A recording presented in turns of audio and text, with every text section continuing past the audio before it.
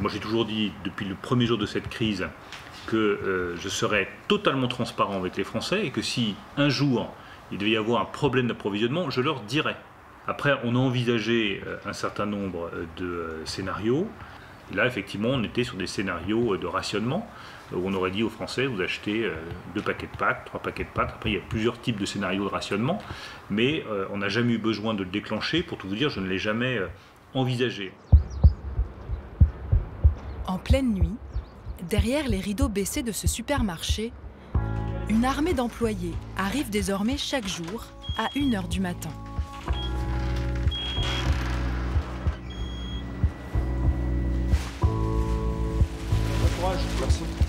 En temps normal, la mise en rayon de nuit est exceptionnelle. Le dispositif n'est utilisé que 2 jours par an, juste avant Noël. Pour avoir le temps de remplir les rayons dévalisés avant l'ouverture du magasin et ne pas croiser les clients, c'est la seule solution possible. Vous aviez déjà vu ça, vous, depuis que vous travaillez ici? Alors moi, ça fait exactement 33 ans que je travaille au champ. C'est la première fois que je vois ça. Dès qu'on reçoit quelque chose, les gens se jettent dessus dès le matin, dès l'ouverture. Dès qu'ils voient un paquet, c'est même pas un paquet qu'ils prennent, c'est 3-4 paquets. Et on ne pense pas aux clients de derrière. Il n'y a pas de partage. C'est vraiment en temps de guerre. C'est chacun pour soi. Avant les œufs, les conserves, la farine, le premier rayon à s'être retrouvé en rupture de stock, c'est celui des pâtes. Le 3 mars dernier, la France vient de passer au stade 2 de la pandémie. Christelle sort son téléphone pour filmer ses linéaires. Là, il n'y a rien. Il n'y a rien. Un paquet de pâtes pour décorer. 30 mètres d'étagères, totalement vides. 41 600 paquets de pâtes écoulés dans la journée. Et c'est tous les jours pareil. Le temps qu'on fasse un beau rayon, le lendemain, il n'y a plus rien, on recommence tout à zéro. Ces 5 dernières semaines, les ventes de pâtes ont été multipliées par 3 et même par 5 certains jours. Depuis le début du confinement, les Français semblent être pris d'une peur panique de manquer. Pour répondre à cette demande historique, les lignes de production tournent 24 heures sur 24, malgré des effectifs réduits. Les usines sont sous tension. Le risque, tous les matins, quand on arrive, c'est de se dire qui est là et qui n'est pas là. Le deuxième risque, c'est de se dire pendant la nuit, qu'est-ce qui est tombé en panne, qu'est-ce qui fonctionne. Privés de leur main-d'œuvre étrangère, les agriculteurs doivent trouver en urgence de l'aide pour récolter. Elles n'iront pas seules dans l'assiette, donc si on ne trouve personne pour les ramasser, il peut ne plus y avoir de fraises dans les assiettes, oui. Le coronavirus bouleverse toute l'organisation de la filière agroalimentaire. Le secteur, stratégique, est désormais piloté en direct par le gouvernement et le ministre de l'économie. Moi j'ai toujours dit depuis le premier jour de cette crise que je serais totalement transparent avec les Français et que si un jour il devait y avoir un problème d'approvisionnement, je leur dirais. Comment la chaîne qui s'étend du producteur au consommateur résiste-t-elle à la crise? Comment les professionnels du secteur font-ils pour nourrir les Français en temps de pandémie?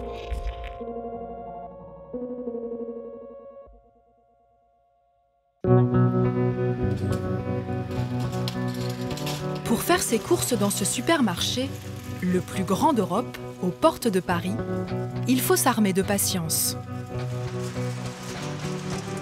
Avec la fermeture des cantines et des restaurants, les grandes surfaces sont l'un des derniers endroits où trouver de la nourriture. Mais les fournisseurs ne parviennent pas toujours à livrer les quantités demandées. Les enseignes sont obligées d'improviser. Pour satisfaire les clients en quête de farine, une ultime solution a été trouvée. David, le boulanger, puise désormais dans les réserves de farine du magasin pour remplir les rayons. Là, je suis en train de comptabiliser la farine que je vais couler, là. Vous avez demandé combien de kilos de farine? 80. Les silos en contiennent 5 tonnes. C'est la première fois que cette farine est proposée au poids. En voyant qu'il n'y avait plus de farine et tout, on s'est dit peut-être qu'on pourrait en emballer. On avait commandé des sachets exprès pour que ça fasse présentable. Alors. Du système D en temps de crise. Cette surconsommation fragilise toute la chaîne d'approvisionnement. Les entrepôts qui livrent les magasins se retrouvent sous pression pour éviter les ruptures de stock. Il y a combien de camions pour Vélizy aujourd'hui? Aujourd'hui, il y en a 4. 4 camions sur le hyper et en même temps sur le drive. Les produits vendus au supermarché de Vélizy transitent par trappe, en banlieue parisienne. Ici, comme dans les autres entrepôts, un plan d'urgence a été mis en place pour tenter de répondre à la demande exceptionnelle des supermarchés. Jusqu'à 20 nouveaux intérimaires recrutés en une semaine et ouverture 7 jours sur 7 au lieu de 6.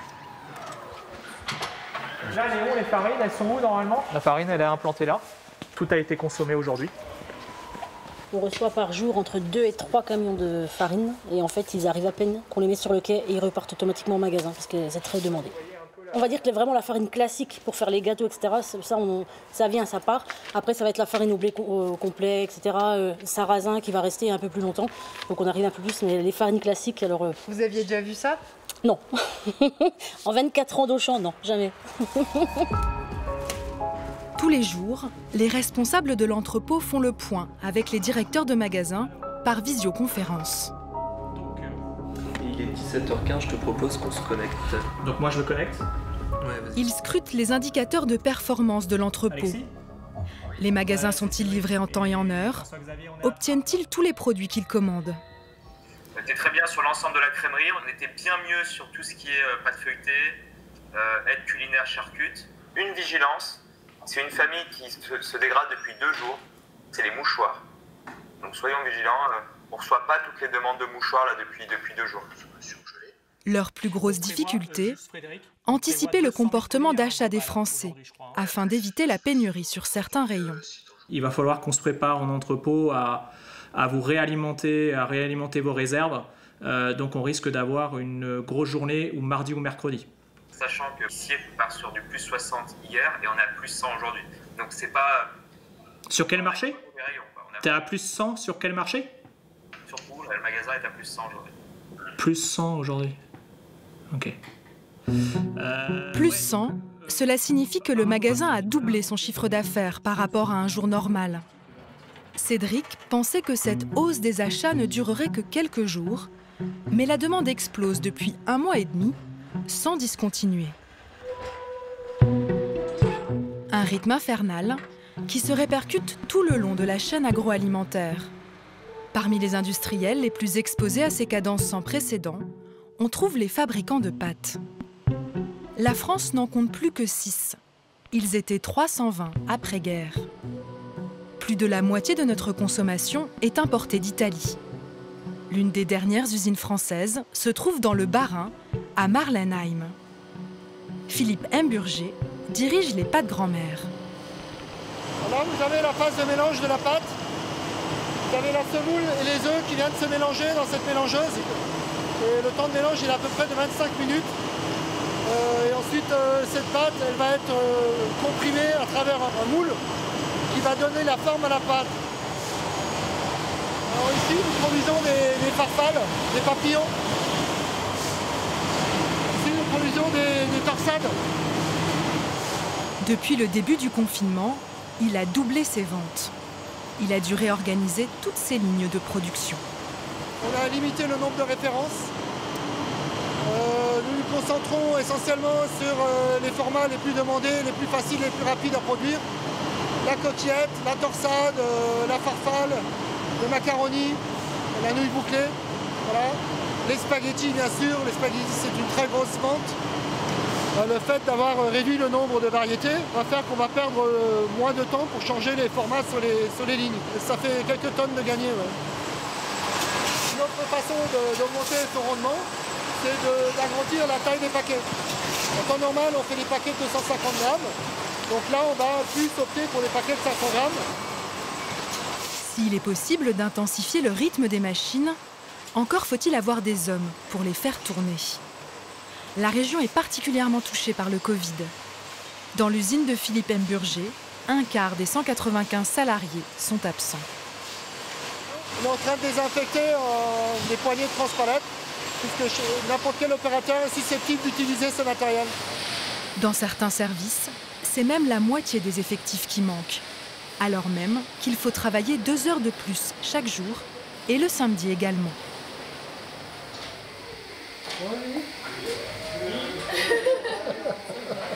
Je dis que c'est ma responsable logistique.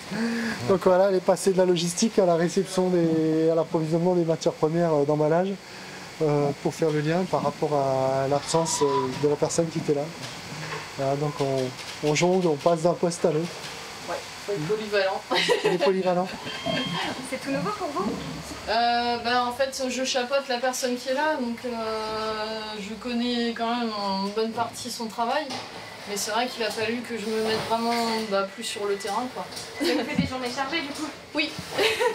Ouais, mais bon, voilà, il faut, on est là, quoi. Embaucher des intérimaires n'est pas une solution. Ils ne savent pas se servir des machines complexes, ni faire tourner des lignes de production. Des lignes qui tournent 24 heures sur 24 pour certaines. Là, il y a un arrêt de machine. Donc il y a un petit problème technique. C'est pas grave, ça va redémarrer. Et la grosse hantise, en ce moment, c'est la grosse panne. Donc on est très très attentif, on est sur le pied d'hier. La moitié des 10 personnes qu'il emploie à la maintenance est en arrêt maladie. Et l'accès aux pièces détachées n'est plus assuré. Voilà, là on est dans l'atelier de maintenance.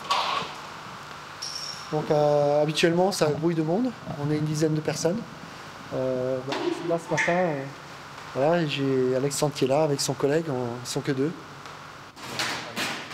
Un manque de techniciens qui l'angoisse. Moi j'habite à 300 mètres de l'usine et quand je me lève la nuit, chaque fois je regarde par la fenêtre et je regarde s'il y a de la fumée, s'il y a de la vapeur d'eau. Tant que je vois de la vapeur d'eau, je me dis ça y est, ça va, l'usine tourne, je peux me rendormir. Pour le soutenir, une chaîne de solidarité s'est mise en place avec les entreprises de la région, notamment dans le secteur automobile. Cet après-midi, ok, t'en as combien? Des patrons lui ont proposé les services de leurs ouvriers en maintenance, si besoin.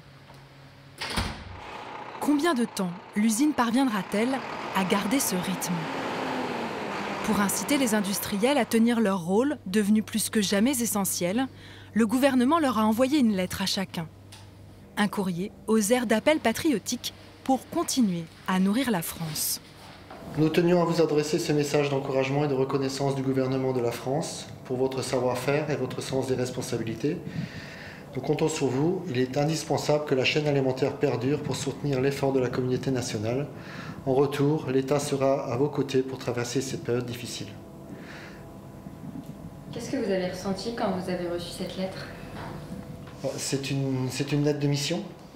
C'est une lettre de mission. Voilà, on a un réel rôle à assumer pendant cette période de crise. J'ai beaucoup échangé à l'époque avec mon grand-père qui a vécu la guerre et qui m'a raconté des scènes de pénurie, des scènes un peu difficiles. C'est ces souvenirs qui reviennent. Les enjeux sont énormes. C'est un devoir national.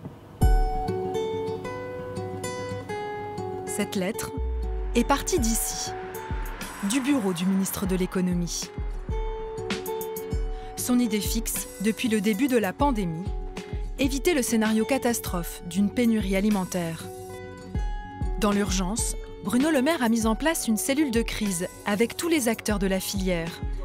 Les grandes surfaces, comme Auchan ou Leclerc, les industriels, comme Danone ou Lactalis, mais aussi les représentants du monde agricole. Bien, bonjour à tous, tout le monde est là. D'abord, je veux une nouvelle fois vous remercier tous pour la mobilisation depuis le premier jour.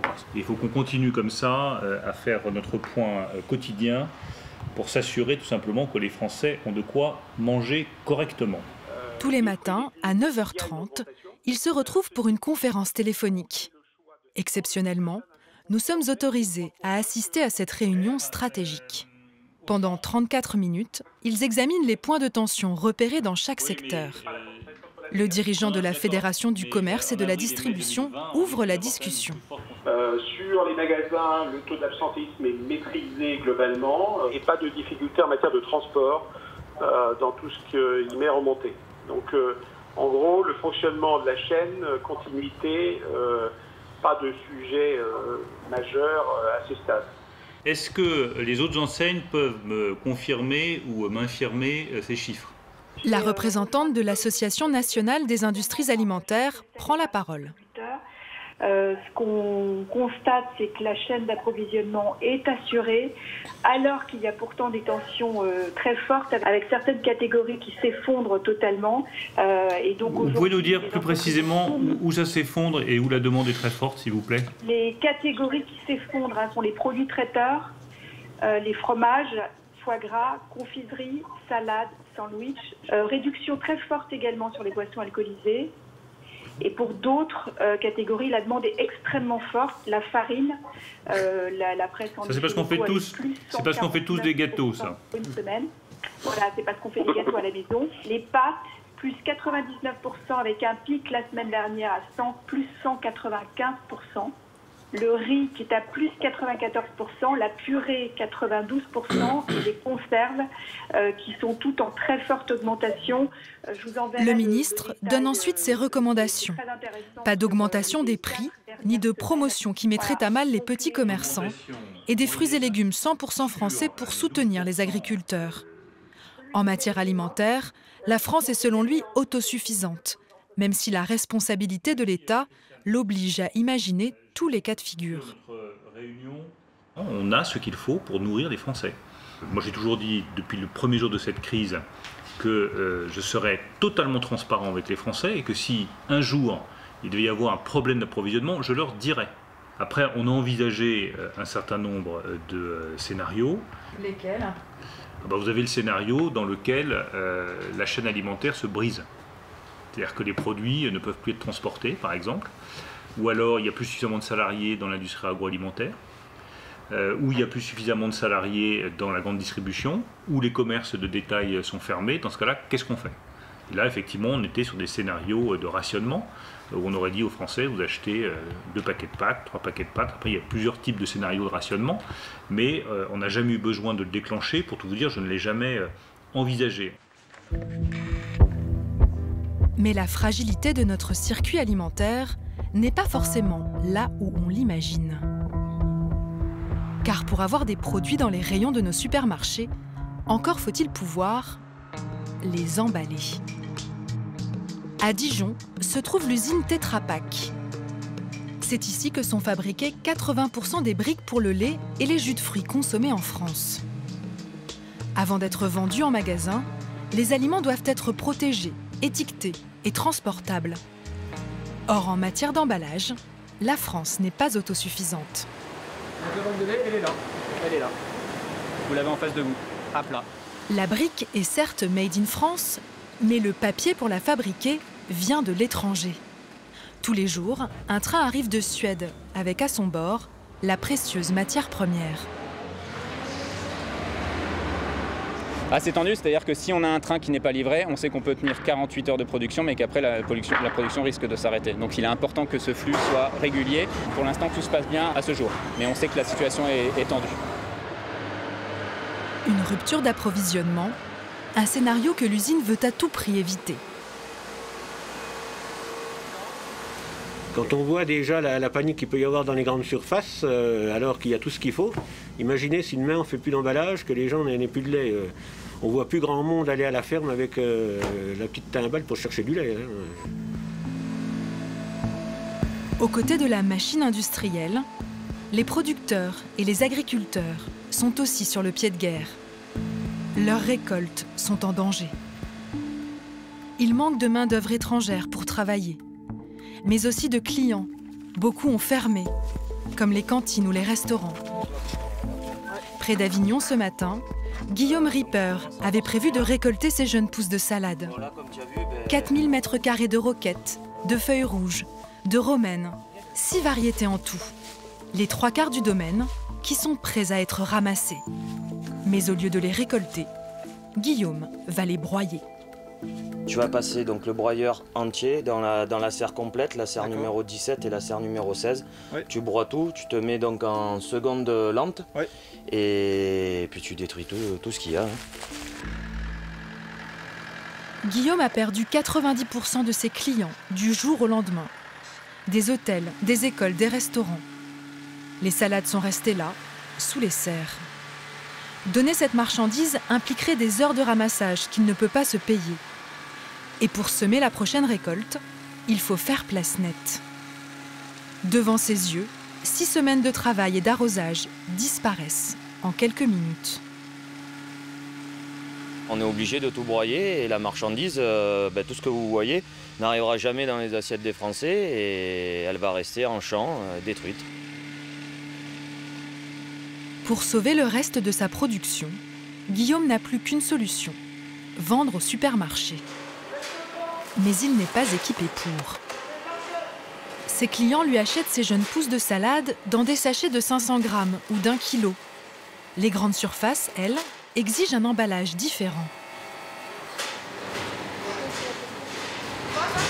Donc ça, c'est ce qui est vendu actuellement en hyper et supermarché. Donc là, par rapport à ce que nous on fait,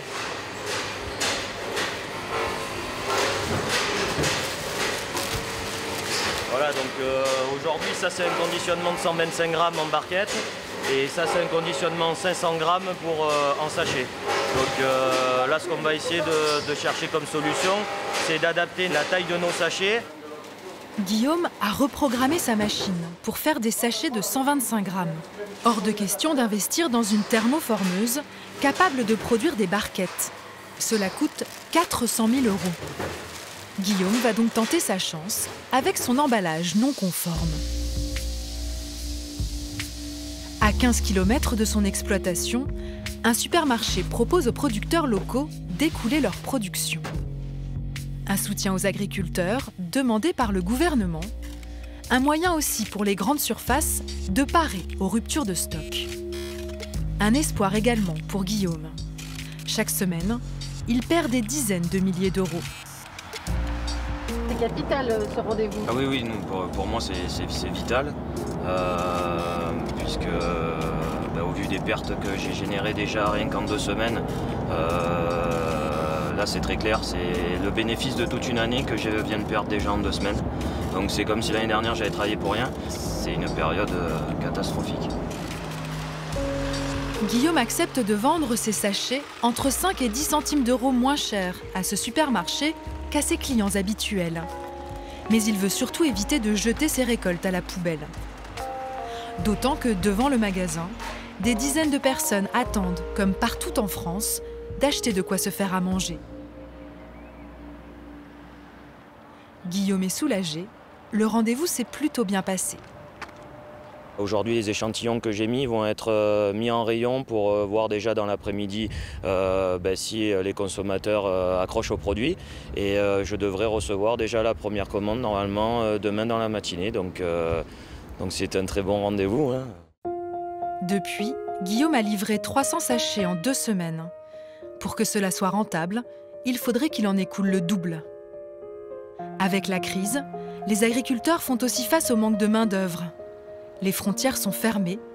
Les travailleurs des pays du nord de l'Afrique ne sont pas venus cette année.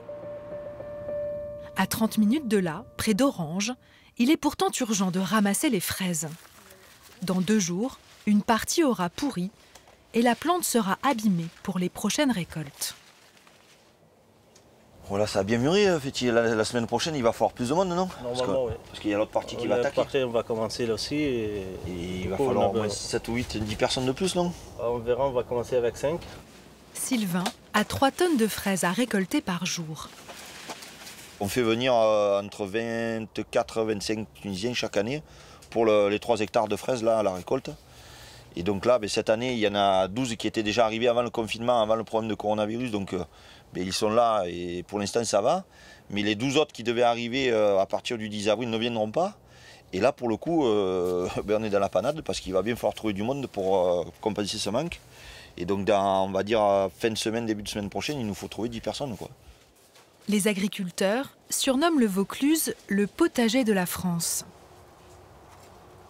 Après les fraises, il faudra ramasser les tomates, les melons et les pastèques. Ça va? Ouais, impeccable. C'est bon? Allez, pour y aller? C'est bon, nickel. Pour le moment, Sylvain, lui, tient avec l'aide de sa famille. L'un de ses frères est venu faire les livraisons. Dans une journée commencée à 6 h du matin, Sylvain prend un quart d'heure pour déjeuner avec sa femme et ses 2 enfants. On m'a dit c'est fini, ouais. Ce matin, je suis allée faire 3 courses. Il y a certains rayons qui, malheureusement, sont vides, quoi. Franchement, la crème fraîche et tout, c'est... Il n'y a plus rien, quoi. L'agriculteur l'assure.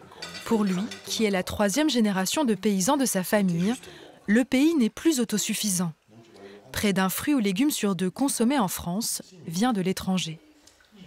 Et les Français, il faut qu'ils se rendent compte que en fait, l'agriculture française, elle est loin d'être ce qu'elle était et qu'on est dépendant des voisins espagnols, italiens, hollandais, allemands pour certaines productions, belges et même du nord de l'Afrique et que du coup, on a une production de qualité en France, mais qui ne suffit pas à nourrir tout le monde, c'est pas vrai.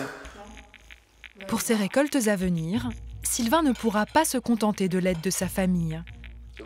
Il espère trouver une solution sur la plateforme mise en place par le ministère de l'Agriculture. Ce site, créé en urgence pour aider les agriculteurs, leur propose le profil de travailleurs sans activité qui souhaitent être embauchés, soit parce qu'ils sont au chômage partiel depuis l'apparition du virus, soit parce qu'ils cherchaient déjà du travail. Je me demande d'écrire ce que j'ai besoin comme mission, donc récolte des fraises. Au lieu de 25 ouvriers agricoles habituellement, il en faudra sûrement 30 cette fois-ci, car les nouveaux arrivants n'auront aucune expérience. Là, j'ai une bonne trentaine de candidats. Alors après, tout ça, c'est des gens que j'ai de disponibles a priori dans un rayon de 30 km. Mais là, une jeune dame de 30 ans du village qui habite sur Huchot, qui a priori est au chômage partiel et qui travaille chez un fleuriste, donc sur Orange, mais comme les fleuristes sont fermés, ben là du coup, et donc elle se propose pour travailler, pour récolter les fraises et autres, quoi. Voilà, là j'ai aussi candidature. Voilà, donc on a expérience professionnelle au 31 août 2019, auxiliaire de vie et personnes âgées. Moi, les compétences que j'attends, c'est que déjà ils soient là de manière régulière et à l'heure, qu'ils écoutent bien les consignes et qu'ils fassent attention à la marchandise, voilà. De toute manière, au bout d'un moment, on ne fera pas les difficiles. Hein. On prendra les gens qui sont de bonne volonté, encore une fois. Des bras supplémentaires, mais pour quel résultat? Récolter des fruits et légumes exige un savoir-faire qui ne s'improvise pas. Hello. Bonjour. Bonjour. Bonjour. À Saint-Rémy-de-Provence, bienvenue. Fabien Dumont, maraîcher bio, accueille les 2 candidats qu'il a trouvés. Il est 7h30 du matin. François est guide touristique, Julie, puéricultrice. Tout est là? Ils n'ont aucune expérience dans la cueillette. C'est leur première fois à tous les 2. Sont prêts à ramasser. D'accord. On les ramasse comme ça. Donc ça c'est prêt. Il faut qu'ils soient bien remplis. Il faut qu'ils soient gonflés. Bien gonflés. Bien ronds, quoi. Donc là on voit qu'ils sont bien prêts. Donc ça on ramasse. Celle-ci par exemple? Ouais. Donc là pour la technique, comme ça? Tac, comme ça. Ok, ça c'est bon. Ça c'est bon. Quand c'est moyen comme ça, je veux dire... Ah non, surtout pas. Ouais, ça c'est vraiment limite. C'est un coup à prendre, mais bon, c'est vrai que quand on n'a pas l'habitude, ça peut se jouer à pas grand-chose. Il faut faire attention à ce qu'ils font. Si j'ai au milieu de ma caisse de petits pois des gousses qui sont vides, je serai obligé de les trier et de jeter la moitié de ce qui a été fait, quoi. Fabien parle d'expérience. Il y a une semaine, il a fait appel à un autre volontaire. Résultat, il a dû jeter une grande partie de ce qui avait été ramassé. À droite, c'est ce qu'il faut. À gauche, c'est ce que j'ai eu. J'avais montré au début, j'avais expliqué comment il fallait faire. Et puis,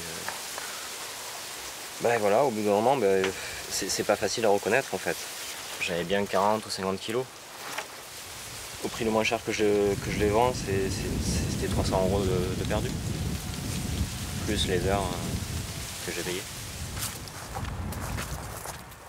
Pour que la récolte soit rentable cette fois-ci, il faudrait que François et Julie aillent beaucoup plus vite. Ça va, ça va. Ça avance petit à petit. Donc ce matin, vous avez fait 2 kg à l'heure. J'ai pesé 2 kilos à l'heure.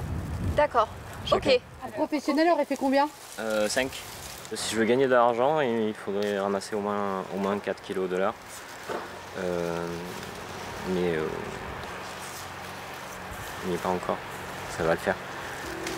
Vous marquez bien l'endroit où vous arrêtez quand vous arrêtez à 5 heures. Parfait. À demain. À demain. Merci. Depuis notre tournage, Fabien a fait appel à 5 travailleurs de plus. Ils ont ramassé 400 kilos de petits pois. Récolter aujourd'hui est compliqué. Mais le pire n'est-il pas pour demain? Quand le confinement sera terminé, que les frontières seront toujours fermées aux saisonniers et que les salariés auront repris leur emploi, Fabien craint de se retrouver tout seul dans ses champs. Qui, à ce moment-là, aidera les agriculteurs à acheminer leurs produits de leur fourche à la fourchette des Français?